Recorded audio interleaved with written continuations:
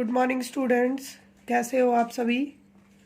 आज हम पार्ट 2 पढ़ेंगे एसएसटी चैप्टर 1 का, जो कि था हाउ, व्हेन एंड वेयर, कब, कहाँ और कैसे। उसके कुछ टॉपिक्स हमारे रह गए थे, आज हम उनको कवर अप करेंगे। इससे पहले हमने पढ़ा था टर्म फॉरेनर और टर्म हिंदुस्तान के बारे में, क्या दिया हुआ है हिस्ट्री में। अब हम पढ़ेंगे time frame in the history. In the 19th century, many British historians like James Mill, who wrote History of British India in 1870। देखो 19वीं सदी में क्या हुआ, कई सारे अंग्रेजी इतिहासकार हुए। हिस्टोरियंस मतलब इतिहासकार। उनमें से एक था जेम्स मिल। यहाँ पर जेम्स की स्पेलिंग रॉन्ग दी हुई है, ES आएगा, जिसने एक पुस्तक लिखी हिस्ट्री ऑफ ब्रिटिश इंडिया। कब लिखी? 1817 में। Were very critical of Indian culture, और वो किसके बारे में नहीं थी? भारतीय संस्कृति के बारे में नहीं थी। They divided the history of India into these 3 periods. उन्होंने क्या किया, भारत के इतिहास को 3 भागों में बांटा, जिसमें एक था Hindu, Muslim and British. But this division was full of drawbacks, लेकिन इसमें कई सारी कमियां थी। ड्रॉबैक्स मतलब कमियां। It was based on the religion of rules, और ये किस पर आधारित था? धर्म के जो रूल रेगुलेशन है, जो कानून है, उन पर। So it ignored the significant historical development in the society. इसकी वजह से समाज का जो विकास था वो क्या हो गया था? रुक गया था। आर्थिक, इकोनॉमिक और कल्चर, सोसाइटी का विकास रुक गया था। आर्थिक तौर पर भी हम रुक गए थे, कहीं आगे नहीं बढ़ रहे थे, और सांस्कृतिक तौर पर भी। इकोनॉमी मतलब होता है आर्थिक, और कल्चर मतलब संस्कृति। This division also ignored the rich diversity of the sub continent. यहाँ पर सब कॉन्टिनेंट किसको बोल रहा है? इंडिया को। In order to get a clear picture of the important changes in the history, historians generally divided the past into 3 periods। लेकिन ये जो जेम्स मिल के द्वारा जो डिवीजन दिया हुआ था, 3 भागों में बांटा था, हिंदू, मुस्लिम और ब्रिटिश, ये गलत था। सही डिवीजन बाद में इतिहासकारों ने इसको बदल दिया, और क्या किया गया कि इतिहास को 3 भागों में फिर से बांटा गया। एंशियंट हिस्ट्री, मेडिवल हिस्ट्री और मॉडर्न हिस्ट्री। एंशियंट को अर्ली पीरियड भी कहा जाता है, मेडिवल को मिडिल पीरियड कहा जाता है, और मॉडर्न पीरियड आधुनिक। देखो, एंशियंट प्राचीन, मेडिवल मध्यकालीन, और मॉडर्न आधुनिक। This year we shall study the history of the medieval period.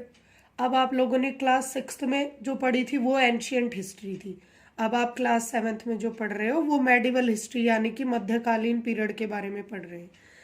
The word medieval comes from a Latin word which means time in the middle। देखो, जो ये medieval शब्द है, ये एक लैटिन भाषा का शब्द है, जिसका मतलब होता है बीच का समय। That is the medieval period is the period between the ancient and the modern। प्राचीन और आधुनिक इतिहास के बीच का जो समय है वो क्या कहलाता है? medieval period कहलाता है। आगे कंटिन्यू करते हैं इसी को। Though there are no such well-defined criteria or general rule for the division of the word history into ancient, medieval and modern period, the periodization of history varies from one country to another। ये क्या बोल रहा है बेटा कि कोई well defined मतलब किसी ने पर्टिकुलरली इनको हिस्ट्री को डिफाइन नहीं किया था कि कैसे होगा, एंशियंट में किसको रखेंगे, मेडिवल में किसको रखेंगे, मॉडर्न कौन सा होगा। इसीलिए हर कंट्री का जो पीरियोडाइजेशन है वो अलग अलग होता है। जैसे भारत में इसको 3 भागों में डिवाइड किया है, और किसी अन्य देश में 4 में भी डिवाइड हो सकता है, किसी में 2 में भी डिवीजन हो सकता है। तो जरूरी नहीं है कि पूरे वर्ल्ड के हिस्ट्री का जो डिवीजन होगा वो 3 पार्ट्स में ही हो। ये सिर्फ हमारे इंडिया के लिए है। The medieval period in India stretches रफली from the 8th to 18th century AD। जो भारत का मध्यकालीन इतिहास है वो 8वीं से लेकर के 18वीं सदी तक चला। मतलब 8th सेंचुरी से लेकर के 18th सेंचुरी का जो पीरियड है, जो समय है, वो मेडिवल पीरियड कहलाता है। Thus, in this unit, we shall study the history and civilization during this period in India, सब कॉन्टिनेंट। तो अब हम क्या करेंगे, अब हम भारतीय सभ्यता और इतिहास को पढ़ेंगे। द मेडिवल इज फर्दर सब डिवाइडेड इंटू टू पीरियड। अब मेडिवल को भी किस में बांट दिया है, दो भागों में। फर्स्ट क्या था, फर्स्ट है अर्ली मेडिवल और सेकंड है later medieval. Early medieval period कब से कब तक है, 8 to 12th सेंचुरी, और 13 to 18th सेंचुरी क्या रहेगा, later medieval period. The medieval period has been marked by great political, social and economical changes. हमारा इतिहास क्या कहता है बेटा कि मध्यकालीन पीरियड के दौरान भारत में क्या आए, बहुत सारे बदलाव आए, आर्थिक तौर पर भी, सामाजिक तौर पर भी और राजनीतिक तौर पर भी। पॉलिटिकल मतलब राजनीतिक, सोशल मतलब सामाजिक और इकोनॉमिक मतलब आर्थिक। The culture that we inherited in the modern period was a result of these changes. जो संस्कृति हमारे आधुनिक इतिहास में फॉलो की जाती है या मानी जाती है, वो हमारी किसकी देन है, मेडिवल पीरियड की देन है। This period is the witness of remarkable spread of peasants societies, the rise of regional and imperial state of formation।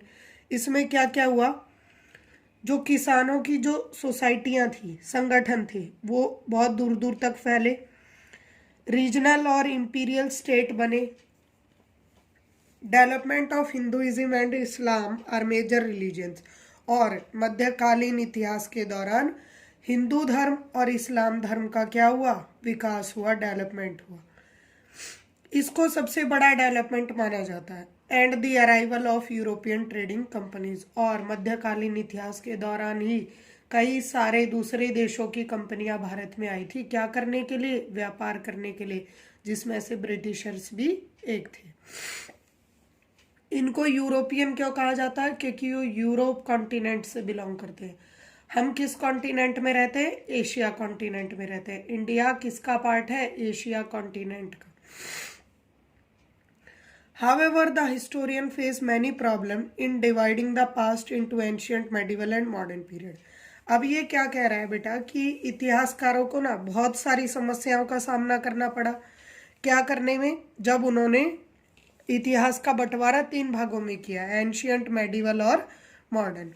For example, medieval is often contrasted with the modern period. कई बार क्या होता था, जो medieval period की चीज़ें थी वो modern के साथ मिक्स हो जाती थी।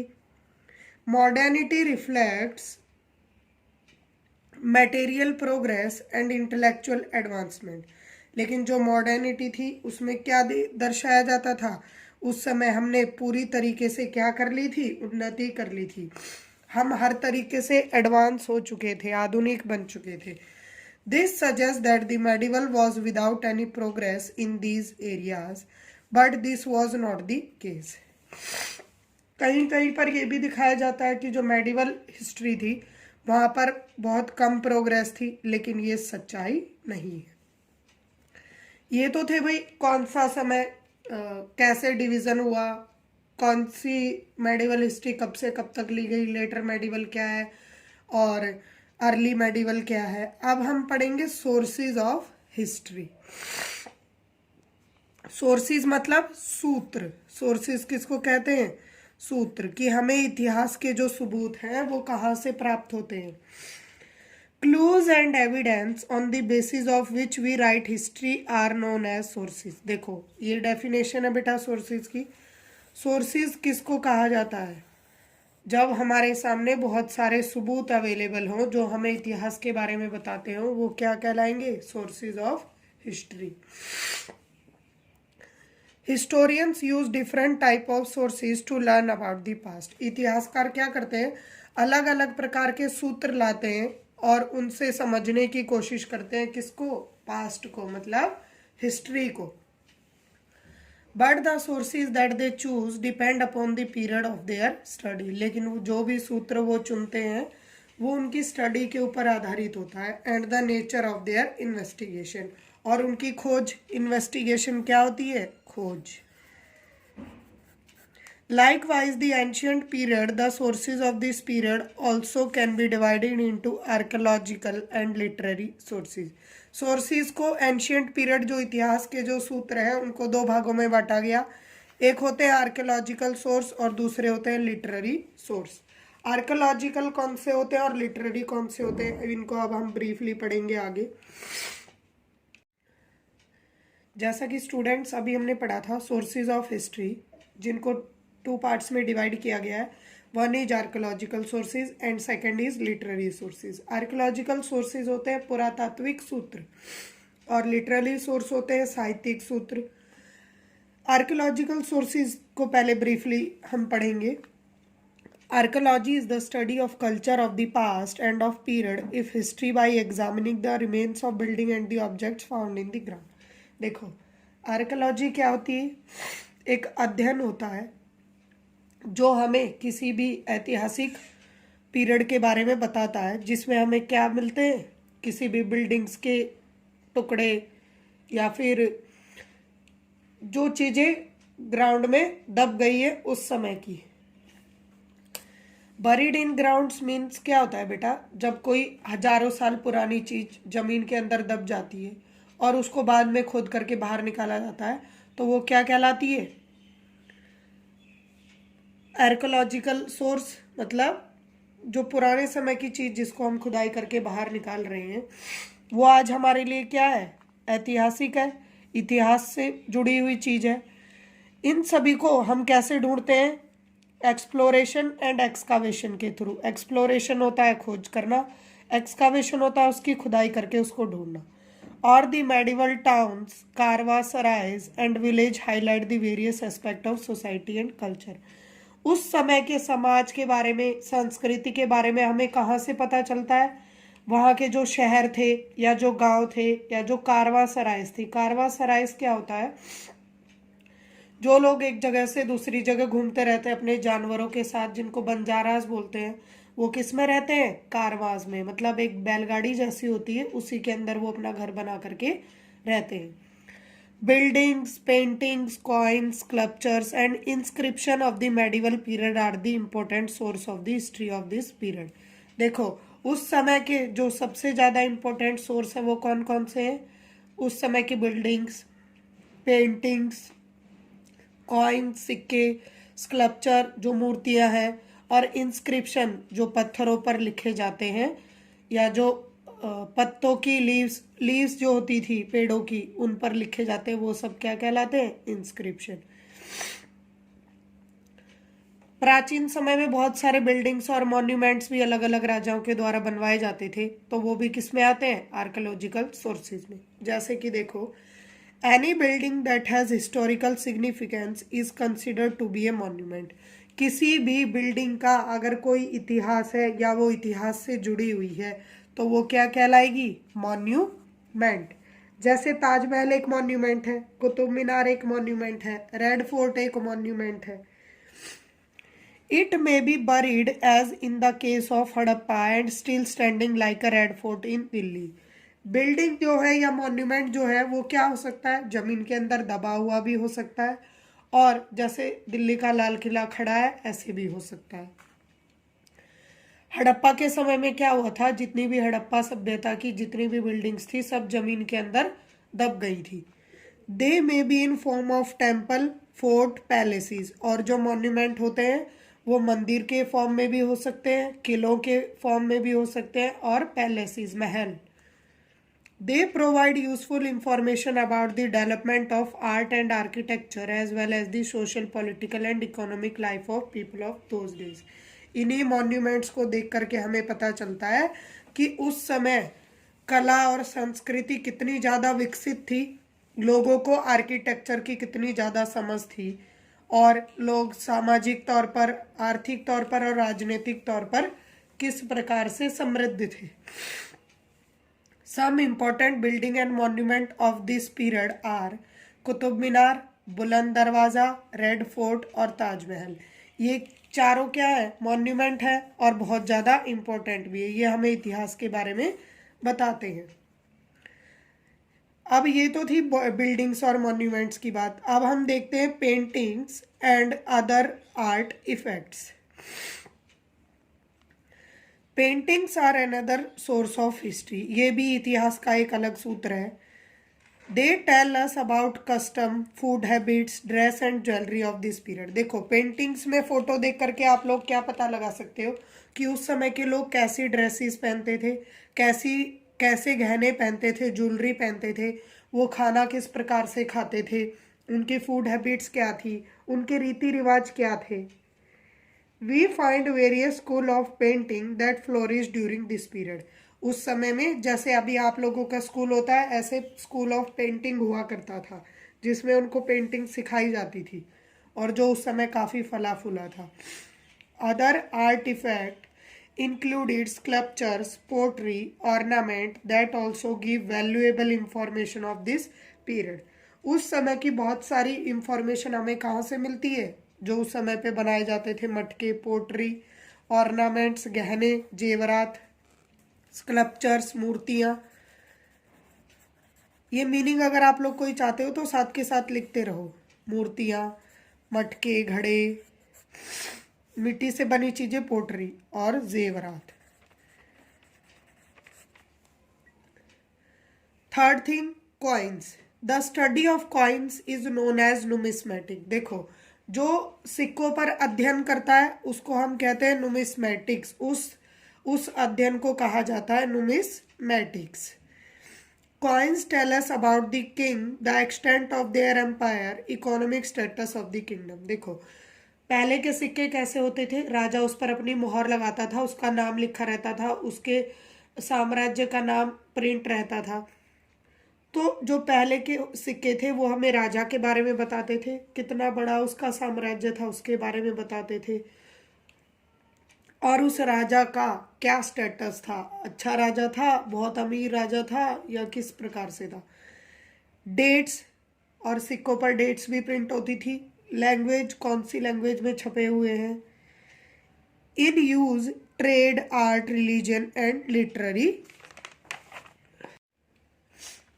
Coins is skill of a particular time. Dravya Pariksha, coin was return during the region of Alauddin Khilji. देखो द्रव्य परीक्षा नाम का एक सिक्का था जो अलाउद्दीन खिलजी एक राजा हुए उनके समय पर आया था। It list the coins minted during his region, और उसके अंदर वो सारे सिक्के लिखे हुए थे उनके बारे में जो उसके काल के दौरान आए थे। अभी हमने पढ़ लिया कॉइन्स के बारे में, बिल्डिंग और मॉन्यूमेंट्स के बारे में और आर्कियोलॉजिकल सोर्सेज। इसी में आते हैं इंस्क्रिप्शन। इंस्क्रिप्शन क्या होते हैं, देखो these are writing on relatively hard surfaces. किसी सख्त चीज पर, मतलब जो काफी स्ट्रांग हो, हार्ड हो, जैसे कि पत्थर हो गया, कोई मेटल हो गया, उस पर अगर हम कुछ भी लिखते हैं तो वो इंस्क्रिप्शन कहलाता है। जैसे आप सभी ने देखा होगा, आप कहीं घूमने गए होगे कि मंदिरों की दीवारों पर कुछ सारी मूर्तियां बनी रहती है, उन पर अलग अलग भाषाओं में लिखा रहता है। जैसे सभी ताजमहल अगर देखने गए हो तो वहां पर पर्शियन लैंग्वेज में बहुत सारी चीजें लिखी हुई है, तो वो सब क्या कहलाते हैं, inscription. Some of the inscription of this period were recorded on copper plates. यहाँ पर प्लांट्स दिया है, गलती से ये प्लेट्स होगा। बहुत सारी ऐसी इंस्क्रिप्शंस थी जो कॉपर प्लेट्स पर लिखी हुई है। And some are inscribed on temples, और ये सारी इंस्क्रिप्शन आपको कहाँ देखने को मिलेंगी, मंदिरों में, मॉस्क्यूज, मस्जिद में, और बहुत सारे बिल्डिंग वॉल्स पर। They generally conveyed Kings order, और इन पर क्या छपा रहता है, जो उनके राजा के द्वारा दिए गए ऑर्डर्स हैं वो। देयर डीड्स, उनके कुछ रूल रेगुलेशन। देयर प्रीचिंग्स, उनके द्वारा दी गई जो शिक्षा है वो। Kings often kept record of victories in battle as inscription, और ज़्यादातर राजा क्या करते थे, जो उन्होंने युद्ध में विजय प्राप्त की है उनको पत्थरों पर लिखवा देते थे कि इस साल में इन्होंने इस साम्राज्य को अपना गुलाम बनाया या इस पर विजय पाई, वो सब एज ए इंस्क्रिप्शन के तौर पर वो लिखवा देते थे। फिर आर्कियोलॉजिकल सोर्स में आता है म्यूजिक। म्यूजिक मतलब संगीत। Various schools of music developed, जैसे अभी मैंने आप लोगों को बताया था बहुत सारे पेंटिंग स्कूल्स हुआ करते थे, उसी दौरान स्कूल ऑफ म्यूजिक भी हुआ करते थे जहां पर लोगों को संगीत की शिक्षा दी जाती थी। They help us in giving valuable information regarding social and religious custom. और क्या होता था उस समय, लोगों को बहुत सारी जानकारी जो कीमती होती थी वो दी जाती थी, सामाजिक तौर पर धर्म आधारित, और जो उनके कस्टम संस्कृति होती थी, उनके फूड हैबिट्स और क्लोथिंग, कपड़े कैसे पहनने, means of entertainment of the medieval period. उस समय टीवी वगैरह, मोबाइल, ये सब चीज़ें थी नहीं, तो लोगों का एकमात्र मनोरंजन का साधन क्या था? संगीत और कला। तो संगीत के लिए अलग स्कूल होते थे और आर्ट के लिए या पेंटिंग के लिए अलग से स्कूल होते थे। आज हम इस क्लास को यहीं ख़त्म करते हैं और नेक्स्ट क्लास में हम लिटरेरी सोर्स से लेकर के इस चैप्टर को पूरा कंप्लीट कर देंगे लास्ट तक, इसकी एक्सरसाइज करने के बाद। Thank you students. Please like my video, subscribe my channel. Thank you all.